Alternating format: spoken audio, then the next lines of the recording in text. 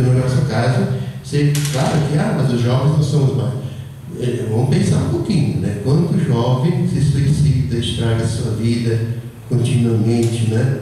Droga. Então o irmão tem que trabalhar com drogado? Não. Não é a nossa missão e nem o nosso carisma. Porque eles precisam de eventos específicos, pessoas preparadas para lidar com isso, etc. Né? Agora, a igreja poderia fazer parte, como faz, em várias coisas que existem aqui no Brasil e no mundo, né? Aquelas que o Papa foi visitar aqui no Nero de São Paulo, né? Aquela, como é que chama? Aquelas fazenda?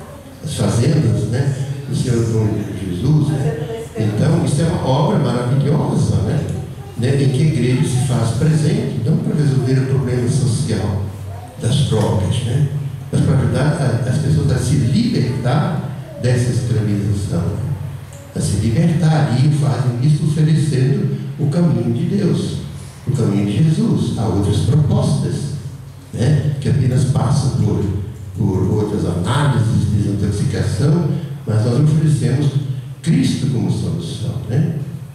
Porque aí sim nós somos essa presença diferenciada nas questões sociais também. Então, muito bem, né? Nós vamos ficar com isso. Quem puder, esse vídeo todo, por parte, eu não sei o que os reuniões de grupo estão fazendo, né? Mas de repente, né, é uma coisa, né? Passar uma parte, conversar, etc. Né? Uma sugestão, né? Só para fazer isso sem querer mudar a forma que vocês estão usando para isso. Ok? Hoje nós temos que não nos atrasar, porque é dia de adoração, né? 8 horas. Tá bom. Pessoal, o apoio vai estar lá hoje.